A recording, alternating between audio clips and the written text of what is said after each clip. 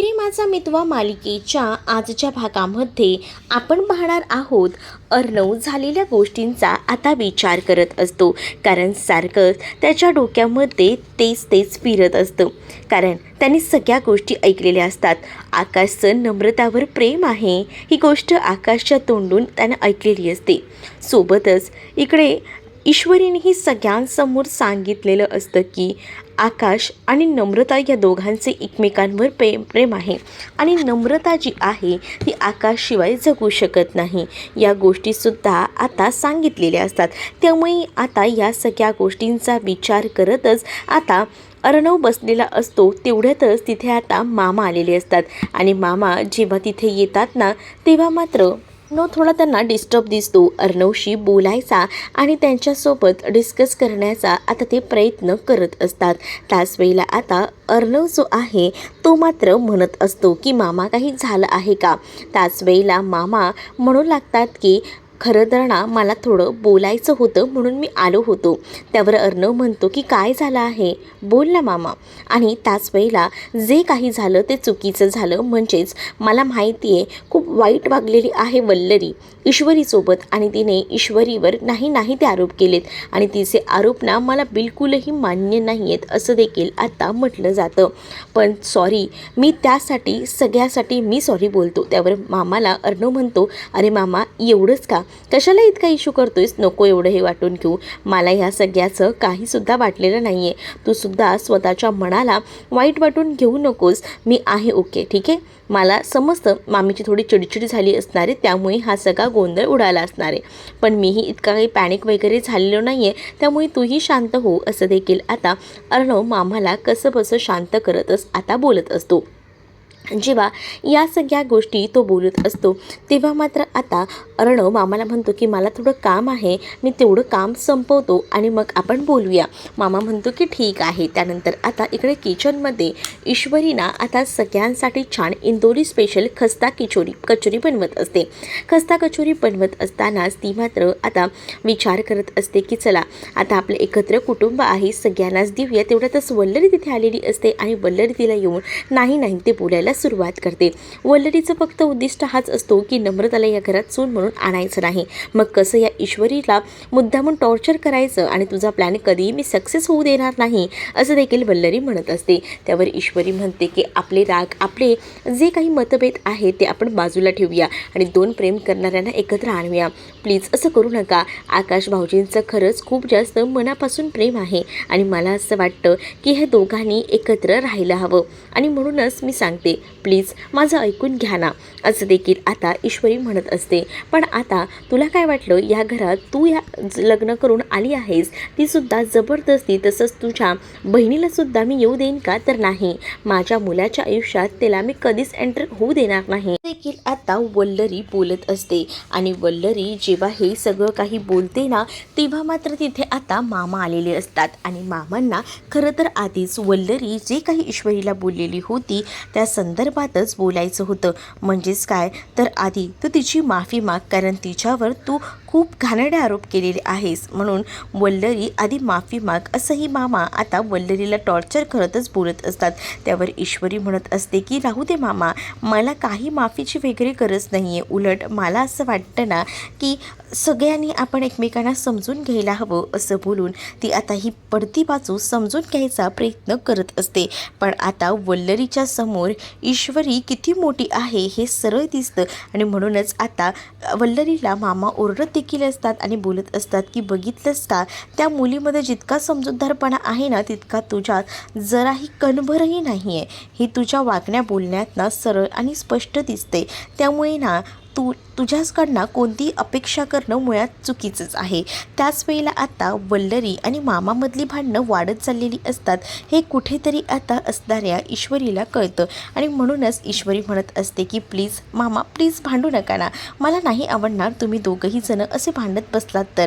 झाला गेला विषय सोडून द्या, राहू दे. मला सॉरीची अपेक्षा नाही आहे. फक्त मला असं वाटतं असं आता ईश्वरी बोलायला जाणारच असते. पण तिकडनं ना आता वल्लरी निघून जाते, कारण वल्लरी वल्लरीला नम्रताला या घरात सून म्हणून आणायचंच नसतं आणि त्याचसाठी ती टाळत असते, कारण बाकी इतर या लोकांना नम्रता घरची सून म्हणून पसंत आहे ते सगळ्यांनाच माहिती असतं. पण जर या घरामध्ये आपल्यालाच नको आहे ती मुलगी, तर आपण तरी त्या मुलीला का म्हणून ठेवून घ्यायचं, असाच विचार ना आता वल्लरीच्या मनात असतो. त्यामुळे वल्लरीने जे ठरवले आणि त्यामुळेच वल्लरी आता काही झालं तरी या घरामध्ये तिला घेणार नसते आणि म्हणूनच ती आता रागारागाने तिकडनं निघून जाते. जेव्हा ती रागारागाने निघून जाते ना, तेव्हा मात्र आता ईश्वरी तिथेच उभी असते आणि त्याच वेळेला मामा ईश्वरीची माफी मागत असतात.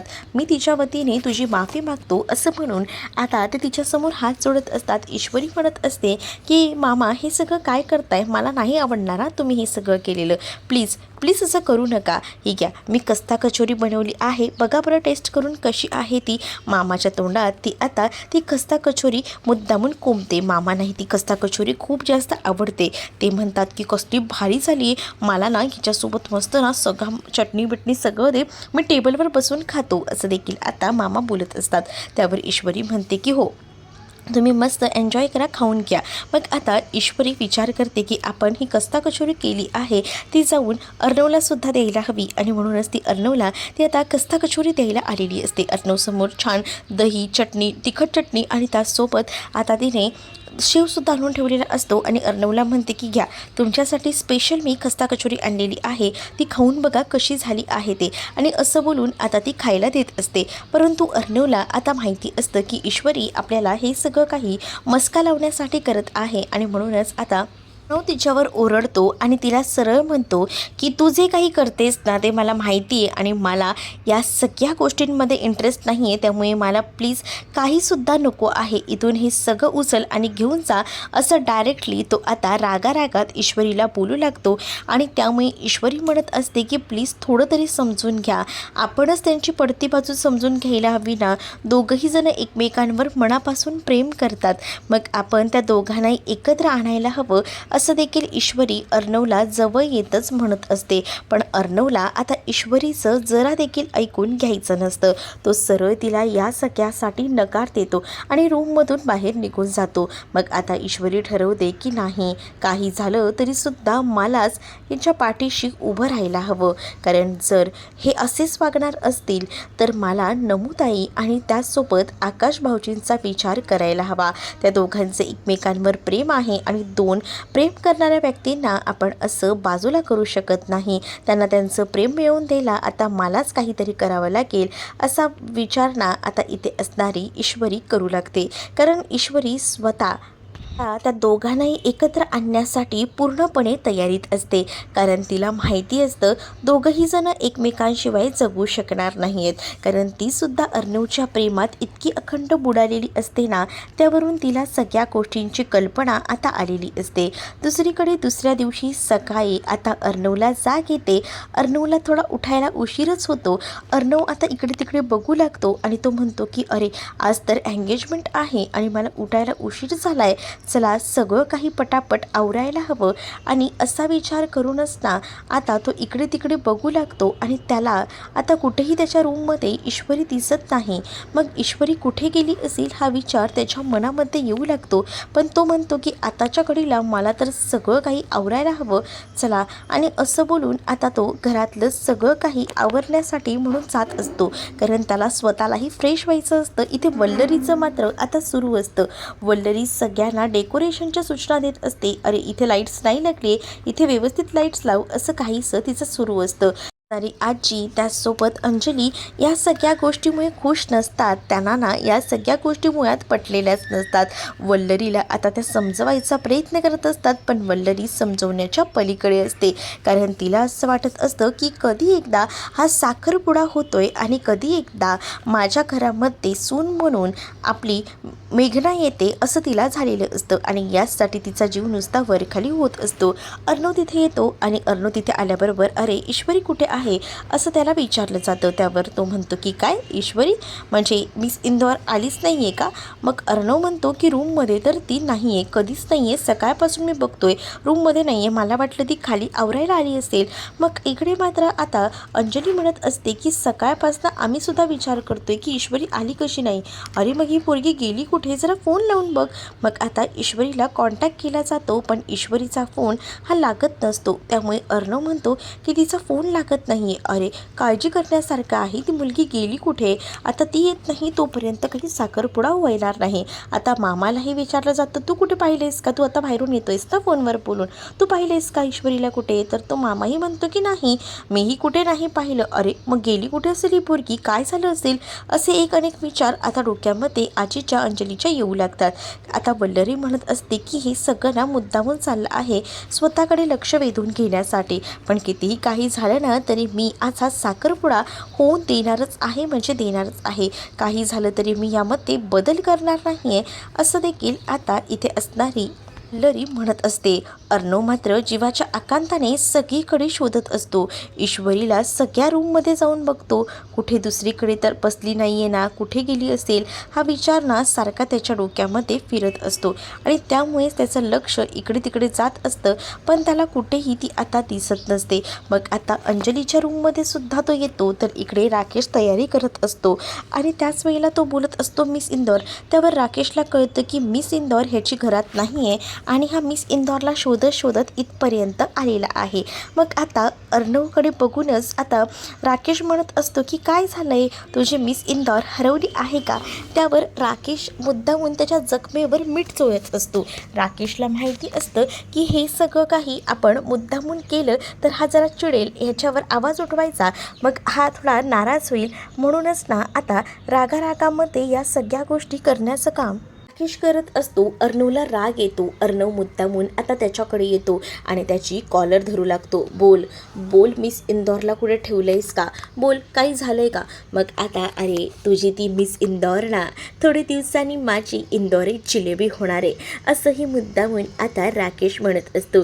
तुझ्याने तुझी बायको सांभाळली जात नाही आणि वर तू मला बोलतोयस. तेवढ्यातच ना तिथे आता आजी आलेली असते आणि आजी लांबून हे सगळं दृश्य पाहते की अर्णवने राकेशची कॉलर धरलेली आहे.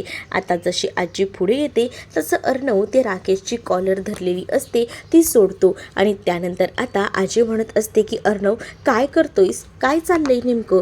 त्याच वेळेला आता अर्णव बोलत असतो की ते काय ना आजी, की ह्यांचं नाव वरचं बटन लावायचं राहिलं होतं. राकेशही आता अर्णवला पाठीशी घालत असतो आणि म्हणत असतो की हो, हे थोडंसं वरचं बटन लावायचं राहिलं होतं, तेच लावून देत होतो. मग बघा आता झाला हे व्यवस्थित सेट, आणि असं बोलूनच आता तो म्हणत असतो की चला सगळी तयारी झाली आहे, आपण आवरून घ्यायचं का, झाली ना सगळी तयारी, काय करायचं आहे अजून, असंही म्हटलं जातं. पण नाही, जोपर्यंत ईश्वरी येत नाही ना तोपर्यंत ही एंगेजमेंट होणार नाही, असं देखील आता आजींचं म्हणणं असतं. मग आता अर्णवला सांगितलं जातं की तू एक काम कर ना, तिच्या आईला कॉन्टॅक्ट करून बघ, आईला फोन लागला तर आईकडे गेली असेल तर निदान समजेल तरी, म्हणून असं बोलून आता आईला फोन लावायला सांगितला जातो. तर सुप्रियाचा फोन देखील स्विच ऑफ असतो, त्यामुळे सुप्रियाशी तो कॉन्टॅक्ट होऊ शकत नसतो. मग आता ह्या पोरी कुठे गेल्या असतील ना, खरंच ना, म्हणजे तिथे सुप्रियालाही कॉन्टॅक्ट लागत होत नसतो आणि त्याचसोबत आता ईश्वरीलाही फोन लागत नसतो. मग नेमकी ही कुठे गेली असेल असे एक अनेक विचार डोक्यामध्ये सतत फिरत असतात आणि म्हणूनच ना आता कळत नसतं की काय करावं ते. सगळीकडनं आता वेळ लागायची पाता आलेली असते. मग आता अर्णवला आजी सांगत असते की इथे वेळ घालवून चालणार नाही आहे, तू जा पहिल्यांदा आणि ईश्वरी कुठे गेली ती शोध, म्हणजे तिच्या आईकडे असेल तर थेट तिला इथं घेऊन ये, असं देखील आता सांगितलं जातं. मग काय, अर्णव लगेचच आपल्या बायकोला आणण्यासाठी निघून जातो. तर या सगळ्या गोष्टीची मजा मात्र आता इथे असणाऱ्या या राकेशला येत असते. दुसरीकडे नम्रता बद्दल आता सांगू लागते आणि सुप्रियाला जेव्हा या गोष्टी कळतात तेव्हा सुप्रिया खूप जास्त चिडते. सुप्रिया म्हणत असते की कळतंय का तुम्हाला तरी कळतंय का हे सगळं काही काय करता येते आणि हे सगळं कशासाठी? सुप्रिया ओरडून बोलत असते. त्या घरामध्ये लग्न करून जायचं नाही म्हणजे नाही. अगं आई, तू काय म्हणतेस? आपल्या इशूचं पण लग्न झालंच आहे की त्या घरात. इशूच्या लग्नाच्या वेळेला परिस्थिती काय होती हे तू चांगलंच ओळखते, पण आता नाही. तुझं लग्न त्या घरात मी लावून देणार नाही. आणि तसंही तुलाही माहिती आहे अर्णव सर किती चांगले आहेत ते. त्यामुळे आता तू या सगळ्याबद्दल बोलूच नको. मग आता नम्रताही म्हणत असते की आकाश सरही खूप चांगले आहेत, तू जरा समजून घे, ऐकून घे माझं म्हणणं. पण आता नम्रताचं बोलणं सुप्रिया ऐकत नसते. तेवढ्यातच ना आकाशचे कंटिन्यू कॉल फोनवर फोन येत असतात या नम्रताच्या फोनवर. आणि हे सगळं काही सुप्रियाला दिसतं. म्हणून सुप्रिया आता चिडते आणि सुप्रिया आता फोन जो आहे तो जोरात तिकडे फेकून देते. म्हणजे सुप्रियाला असं वाटत असतं की आकाश आणि नम्रता या दोघांनी एकत्र येऊ नये, म्हणूनच तिचे आता प्रयत्न सुरू असतात. तिने सरळ सांगितलेलं असतं की एकही कॉल रिसीव्ह करायचा नाही. तुझ्या आयुष्याचे निर्णय घ्यायला आम्ही समर्थ आहोत, बाकी इतर कोणालाही याचा निर्णय घ्यायची अपेक्षा नाही आहे, असं देखील आता सुप्रियानं ठामपणे सांगितलेलं असतं. ती आता म्हणते की बाबांना मी हॉस्पिटलमध्ये घेऊन जाते, तोपर्यंत गपचूप घरामध्ये राहायचं, असं देखील आता सांगितलेलं असतं. आणि जेव्हा या सगळ्या गोष्टी सांगितल्या जातात ना, तेव्हा मात्र आता टेन्शनमध्येच इकडे नम्रता आलेली असते. कारण तिला माहिती असतं की आजच त्या आकाशचा साखरपुडा आहे आणि त्यामुळेच ती खूप जास्त टेन्शनमध्ये अडकलेली असते. दुसरीकडे आता मुलीकडचे पाहुणे आलेले असतात आणि त्यांचं वल्लरी खूप दिमागात स्वागत करते. आणि मेघनाचं आल्या आल्या वल्लरी कौतुक देखील करत असते. माझी लाडकी सून खूपच गोड दिसते, असं बोलून कौतुक केलं जात असतं. इकडे अजूनही आकाश रूममधून बाहेर आलेला नसतो तयार वगैरे होऊन, कारण आकाशला सुद्धा आता तयारी करायला वेळ लागत असतो. मुळात त्याचं मन या सगळ्यासाठी तयारच नसतं, त्यामुळे तो टाइमपास करत रूममध्येच बसलेला असतो. इकडे आता अजूनही ईश्वरी नसते. मग हा साखरपुडा जरा वेळासाठी आपण थांबवत आहोत, ईश्वरी आल्यानंतर आपण हा साखरपुडा करूया, असंही आता ठरत असतं. त्याच वेळेला आता आजी आधीच बाजूला घेऊन वल्लरीला या सगळ्याबद्दल सांगू लागते. जोपर्यंत ईश्वरी येत नाही तोपर्यंत साखरपुड्याला सुरुवात होणार नाही.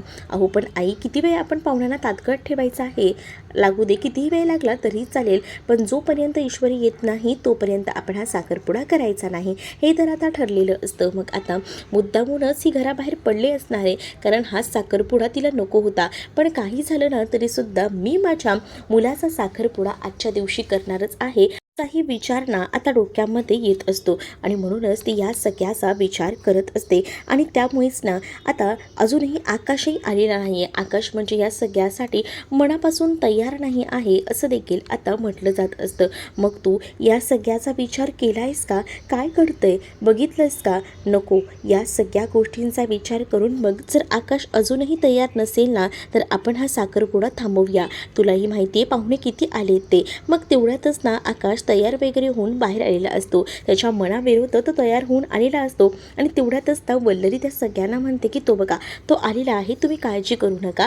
आता तो साखरपुड्यासाठी सुद्धा तयार होईल. त्याला मी सगळं समजवलं आहे, कारण वल्लरीने त्याला शपथ देऊन या सगळ्यासाठी तयार केलेलं असतं. नाहीतर मी स्वतः माझ्या जीवाचं बरं वाईट करून घेईन, असं देखील सांगितलेलं असतं. आणि त्यामुळेच तो आता साखरपुड्यासाठी त्याच्या मनाविरुद्ध का होईना तयार झालेला असतो. तर दुसरीकडे आता वल्लरी मनात विचार करत असते, मी जे ठरवलंय ते एकदम परफेक्ट जुळून आलेलं आहे. राकेश आता मुद्दामूनच तिथं जवळ जातो आणि आकाशला म्हणत असतो की एकदम मस्त छान तयार होऊन आलायस, आता लवकरच तुझा साखरपुडा होईल आणि मग थोड्याच दिवसात तुझं लग्न.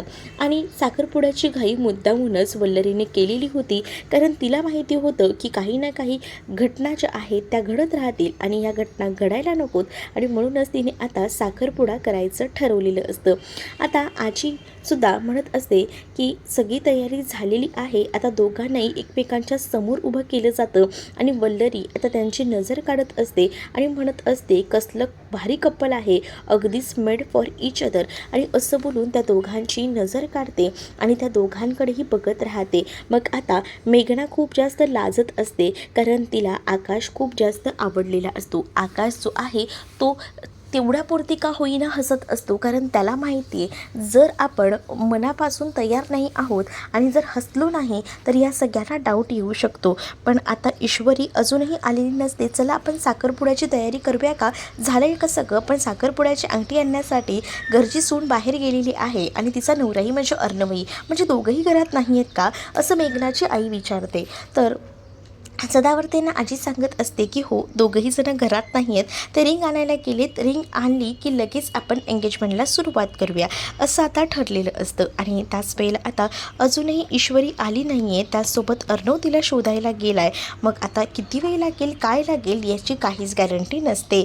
म्हणूनच आता विचार करण्यासारखी गोष्ट असते. आकाशही थोडा टेन्शनमध्ये आलेला असतो आणि आकाश थोडा आता विचार करू लागलेला असतो की काय करायचं.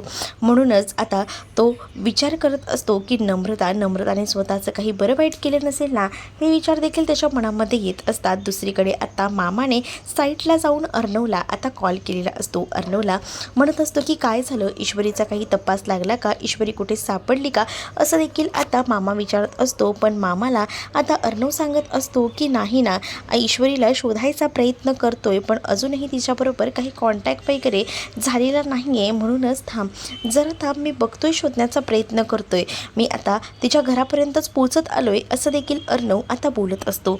आणि अर्णव जेव्हा मामाला या सगळ्या गोष्टी बोलतो ना, तेव्हामुळे आता ची चिडचिड होत असते. तो विचार करत असतो की ही ईश्वरी कुठे गेली, आणि ईश्वरीला न सांगता गेलेली असते ना, त्यामुळे जरा जास्तच त्याच्या मनाला लागलेलं असतं. तो विचार करतो की ह्या मुलीला सांगून जायला काय झालं होतं, कुठे गेली असेल, आणि असा विचार करूनच ना तो ड्राईव्ह थोडं फास्टच करत असतो, कारण त्याला लवकरात लवकर ईश्वरीपर्यंत पोचायचं होतं. ईश्वरी कुठे असेल, कारण त्याचं मन आहे ना त्याला खात होतं. तर आता कडून मामाला कळलेलं होतं की अजून थोडा वेळ तरी लागणार आहे, म्हणून मामा जे आहे तो फोन वगैरे ठेवतो. राकेशचं बरोबर मामाकडे लक्ष असतं. त्याला बघायचं असतं की इंदोरी जिलेबी कुठे गेली त्याची, आणि त्यामुळेच त्याचा या सगळ्याबद्दल फोनवर जेव्हा मामा अर्णवसोबत बोलत असतो तेव्हा त्याचं लक्ष असतं. मामाला आता अर्णव म्हणतो की थोडा वेळ तरी लागेलच, कारण अजूनही पत्ता लागलेला नाही आहे. म्हटल्यावर मामा आता म्हणतो की बरं ठीक आहे, मी सांगतो तसं. मग मामा आता सांगतो की साधारण 1 तास तरी लागेल. मग त्यावर सदावर्ते म्हणतात काय 1 तास, म्हणजे अजून 1 तास आम्ही असंच बसून राहायचं आहे, मग काय करणार, कारण का दोघंही जण गेलेत, आले नाही आहेत, म्हटल्यावर थांबावं तर लागणारच आहे, असं आता मामाचं म्हणणं असतं. आता वल्लरीची खूप जास्त चिडचिड होत असते. तिला वाटत असतं की कधी या सगळ्या गोष्टी थांबतील, आणि नको काही झालं ना तरीसुद्धा हे लग्न जे आहे हे मोडायला नको. आणि त्यामुळेच ना तिचे खूप जास्त अतोनात प्रयत्न सुरू असतात. आणि जेव्हा ती हे सगळे अतोनात प्रयत्न करत असते तेव्हा वल्लरीला समजत नसतं की जर आता या सगळ्यामध्ये डिस्टर्बन्स आला तर काय करायचं. आणि त्यामुळेच ती थोडीशी आता अशी टेन्शनमध्ये असते, थोडासा विचार ती करत असते. आणि त्यामुळेच ना आता इथे आलेले सदावर्ते जे आहेत ते वैतागलेले असतात, कारण एखादा माणूस किती वेळ बसून राहणार आहे ना, त्यालासुद्धा मर्यादा आहे, त्यालासुद्धा काहीतरी लिमिट आहे. आणि ही लोकं जर अजून आलेली नसतील म्हटल्यावर काय करायचं, असा विचार ना सदावर्ते आता कुटुंब करत असतात. मग आम्हाला बोलवलं तुम्ही लवकर, आम्हाला वाटलं लगेचच एंगेजमेंट होईल, मग आम्हालाही जाता येईल, पण अजूनही आता अर्णव आणि ईश्वरी आलेले नसतात. म्हणून सदावर्ते हे खूप जास्त नाराज झालेले असतात. आणि त्यामुळेच आता सदावर्ते इतके हायपर होतात ना की काही समजतच नसतं.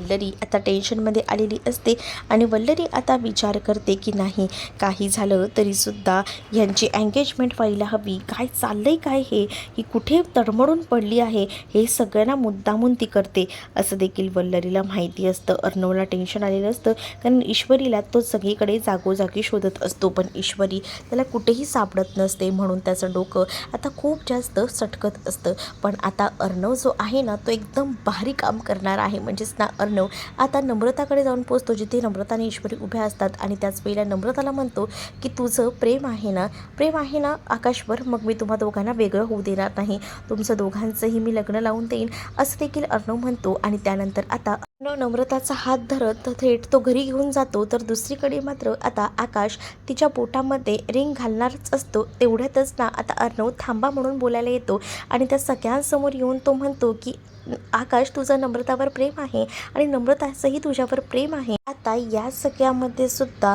का मागे हटताय, मला माहिती आहे आकाश, हे बघ नम्रता आलेली आहे, नम्रतासोबतच तुझा साखरपुडा लग्न सगळं काही होईल.